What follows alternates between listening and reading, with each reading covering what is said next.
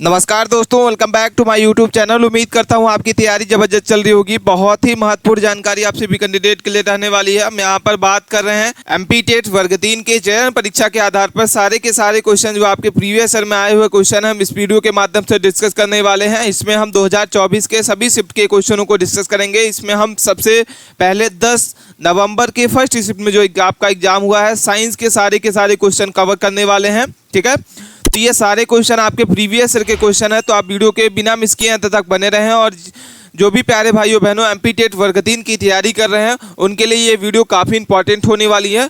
हम प्लेलिस्ट के माध्यम से इसके पहले आपको 7 प्रीवियस ईयर के क्वेश्चन करा चुके हैं, तो आप प्लेलिस्ट के माध्यम से इसके पहले की वीडियो को देख सकते हैं। आज की क्लास में हम प्रीवियस ईयर के क्वेश्चनों को कवर करेंगे, जो प्रैक्टिस सेट 8 होगा हमारा।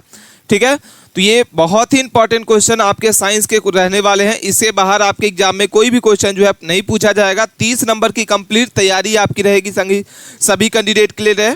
तो हम इसमें वर्ग 3 के चयन परीक्षा के सारे क्वेश्चन कवर करने वाले हैं, तो वीडियो के अंत तक बने रहें और अपने दोस्तों के पास इस वीडियो को ज़्यादा से ज़्यादा लोगों को शेयर करें। सबसे फर्स्ट नंबर क्वेश्चन हमारे सामने दिख रहा है। वेरी वेरी इंपॉर्टेंट क्वेश्चन है। क्वेश्चनों को आपको ध्यान से पढ़ना होगा और इसके बाद इसके आंसर को कमेंट करके बताना है। क्या लिखा हुआ है?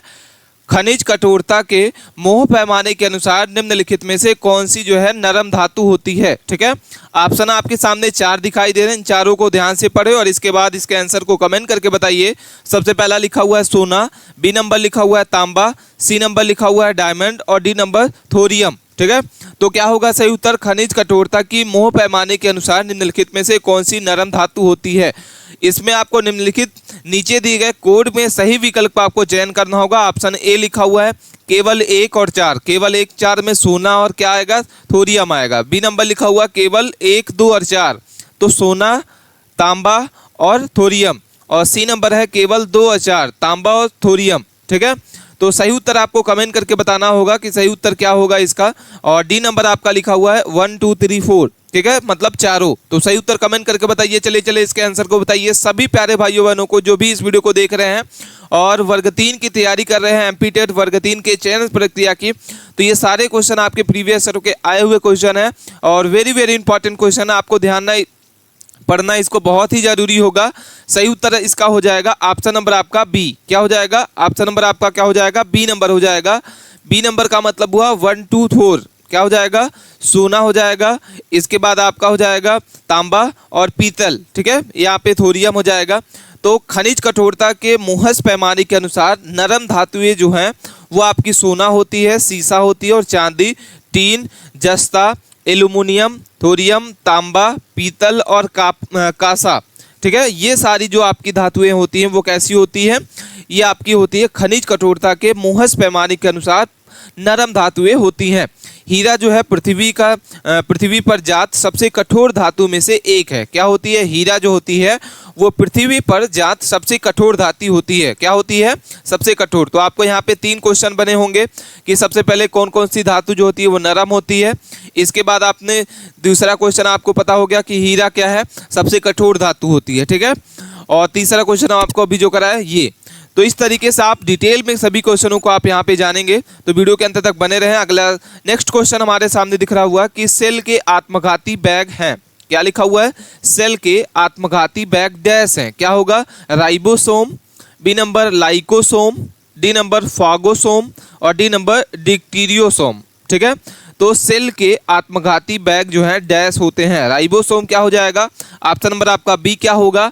सी नंबर होगा या डी नंबर होगा? चलिए इसके आंसर को बताइए क्या होगा सही उत्तर। मोस्ट इंपॉर्टेंट क्वेश्चन है। हम इसमें सारे के सारे प्रीवियस ईयर के आए हुए क्वेश्चन डिस्कस कर रहे हैं, जो आपके एग्जाम में पूछा जाएगा सारे क्वेश्चन। ठीक है, वेरी वेरी इंपॉर्टेंट क्वेश्चन है। चलिए इसके आंसर को बताइए क्या होगा सही उत्तर। सभी प्यारे भाइयों बहनों को इसका आंसर बताना होगा कि सेल के आत्मघाती बैग क्या होते हैं। तो ऑप्शन नंबर आपका क्या हो जाएगा? लाइसोसोम हो जाएगा। ऑप्शन नंबर आपका क्या होगा? बी नंबर करेक्ट आंसर हो जाएगा। लाइपोसोम जो है वो कोशिकाओं के आत्महत्या की थैली कहा जाता है। इसमें पाचन एंजाइम होते हैं। क्या होते हैं? पाचन एंजाइम होते हैं और ये भोजन कोशिकाओं के मलबे और बैक्टीरिया जैसे बाहर आत्मकारियों को क्या करता है? तोड़ता है। जब कोशिका इतनी क्षतिग्रस्त हो जाती है और इसकी मरम्मत नहीं हो पाती है, वह पुरानी हो जाती है और लाइकोसोम कोशिका को पचा लेता है। ठीक है, इसलिए इस कोशिका को आत्महत्या की थैली भी क्या कहा जाता है, आत्महत्या की थैली कहा जाता है। तो यहाँ पे आपको एक क्वेश्चन बन के आ जाएगा कि कोशिका की आत्महत्या थैली किसको कहा जाता है, तो किसको कहा जाएगा, लाइकोसोम को कहा जाएगा। ठीक है, तो वेरी वेरी इंपॉर्टेंट क्वेश्चन है। अगला क्वेश्चन लिखा हुआ है कि डैश पत्ती का तना जैसा भाग है जो ब्लेड को तने से जोड़ता है और इसे इस रूप में जाना जाता है। क्या कहा जाता है, डैश पत्ती का तना जैसा भाग है जो ब्लेड को तने से जोड़ता है और इसे इस रूप में जाना जाता है। तो ऑप्शन ए लिखा हुआ है सीरा, बी नंबर पर्णवृत्त, सी नंबर आपका स्टील फ्यूल और डी नंबर आपका हो जाएगा क्या लिखा हुआ है, मध्य सिरा। ठीक है, तो सही उत्तर आपका हो जाएगा ऑप्शन नंबर आपका बी, क्या हो जाएगा, पर्णवृत्त इसको कहा जाता है। इसके डिटेल को पढ़ लेते हैं कि पर्णवृत्त एक ठंडल जैसी संरचना होती है। कैसी होती है,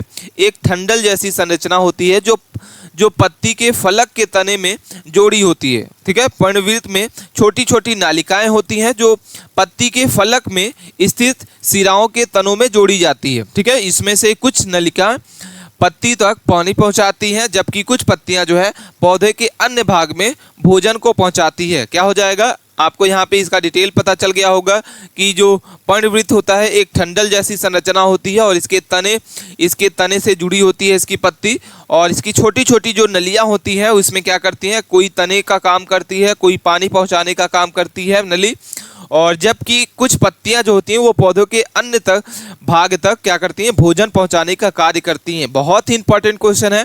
अब अगले क्वेश्चन को देखते हैं। वेरी वेरी इंपॉर्टेंट क्वेश्चन है। क्या लिखा हुआ है, क्वेश्चन नंबर 4 लिखा हुआ है कि दाल उत्पादन पौधों को निम्नलिखित में से किस वर्ग में रखा जाता है। काफी इंपॉर्टेंट क्वेश्चन है, बार बार एग्जाम में पूछा गया क्वेश्चन है कि दाल उत्पादक पौधों को निम्नलिखित में से किस वर्ग में रखा जाता है। सीरियासी, बी नंबर आपका हो जाए लिलियासी, बी नंबर आपका हो जाएगा सोलोनेसी, डी नंबर आपका हो जाएगा मालवेसी और डी नंबर आपका हो जाएगा क्या लिखा हुआ है, ठीक है,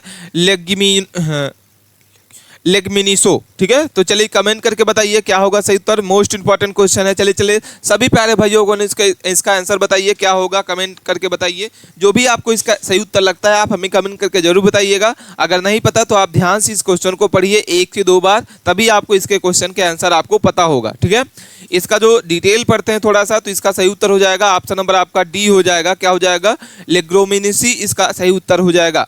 दालें जो होती हैं फलीदार परिवार का हिस्सा होती है। क्या होती हैं, दालें फलीदार परिवारों का हिस्सा होती है, लेकिन दाल शब्द केवल सूखे बीजों को संदर्भित करता है। सूखे मटर, सूखे खाने योग्य फलियां, मसूर और दालें, छोले दालों के जैसे आम किस्में। फलियां जो होती है शब्द उन पौधों के संदर्भित करता है जिसके फल एक फली में बंद होते हैं। अन्य प्रसिद्ध फलियों में जैसे अल्फाफला और घास, ताजी मटर, ल्यूनिस, मेक्राइसो, सोया और मूंगफली शामिल होती हैं। क्या होते हैं, तो इस तरीके से दालें का शब्द क्या होता है और फलिया का अर्थ क्या होता है। आई होप आपको समझ में आया होगा। कोई भी डाउट है कमेंट करके जरूर बताइए। ठीक है दोस्तों, आप अगर एमपी टेट वर्ग 3 की तैयारी कर रहे हैं तो यहाँ पे चक्षु पब्लिकेशन की तरफ से आने वाली जोरदार बेहतरीन बुक में से आपको यहाँ पे मिल जाएगी। प्राथमिक शिक्षक के लिए यहाँ पे चयन परीक्षा के लिए ये बुक आपको लिए यहाँ पे रहने वाली है, जिसमें प्रीवियस ईयर के सारे क्वेश्चन आपको इस वीडियो में मिल जाएंगे। इस बुक में आपको सारे के सारे जो प्रीवियस ईयर के क्वेश्चन हैं समाहित किए गए हैं। 100 क्वेश्चन आपके यहाँ पे आप इसमें सॉल्व कर सकते हैं। कई सारे आपको इसमें प्रैक्टिस सेट मिल जाएंगे जो आपकी तैयारी के लिए बूस्ट आपको यहाँ पे क्या कर सकते हैं। अगर आप चाहते हैं कि हमारा जो सिस्टमैटिक तरीके से हमारी जो तैयारी है, हमारा जो सिलेक्शन हो पाए, तो यहाँ पे चक्षु पब्लिकेशन के तरफ से आने वाली प्रैक्टिस टेस्ट, और चाहे तो आप इसके सब्जेक्ट वाइज बुक को भी परचेज कर सकते हैं। सब्जेक्ट वाइज भी आप इसको बुक को ले सकते हैं, जिसमें से हिंदी के, मैथ के, इंग्लिश के और प्रैक्टिस टेस्ट के बुक को आप कॉम्बो बुक को भी क्या कर सकते हैं, परचेज कर सकते हैं और अपनी तैयारी को क्या कर सकते हैं, एक बेहतरीन ढंग से, एक सिस्टमैटिक तरीके से तैयारी कर सकते हैं। आप इसको परचेज करना चाहते हैं तो आप फ्लिपकार्ट से, अमेजोन से, स्नैपडील से, मीशो से, और चाहे तो आप chakchukbook.com से भी इसको सीधे डायरेक्ट क्या कर सकते हैं, इसको परचेज कर सकते हैं, ऑर्डर कर सकते हैं। ये बहुत ही बेहतरीन बुक है। यहाँ पे वर्ग 3 की चयन परीक्षा के लिए इसमें सारे के सारे आपके क्वेश्चन जो हैं प्रीवियस ईयर के क्वेश्चन डिस्कस किए गए हैं और न्यू पैटर्न पर आधारित ये बुक है आपकी। और अपनी तैयारी को आप यहाँ से जो ज़बरदस्त बूस्ट कर सकते हैं। इसकी लिंक अगर आपको चाहिए, परचेज करना चाहते हैं, तो आप हमारे टेलीग्राम चैनल के माध्यम से या डिस्क्रिप्शन में इसकी लिंक मिल जाएगी, वहाँ से आप क्या कर सकते हैं, इस बुक को परचेज कर सकते हैं। ठीक है, और कोई भी क्वेरी है आप हमें कमेंट करके बताइए। ठीक है, इसमें सारे के सारे आपके 1 से लेके 5 तक के लिए ये बुक है, जिसमें आपके 4 से 5 प्रैक्टिस सेट अगर आप बुक लेते हैं तो इसमें 4 से 5 आपको यहाँ पे सब्जेक्ट एक ही साथ मिल जाएंगे, जिसमें हिंदी, इंग्लिश, गणित, विज्ञान, सामाजिक विज्ञान, टोटल आपके 100 क्वेश्चन रहेंगे और 100 मार्क्स का रहेगा। इसमें इस बुक में आपके सारे के सारे यहाँ पे क्या है क्वेश्चन देखने को मिलने वाला है।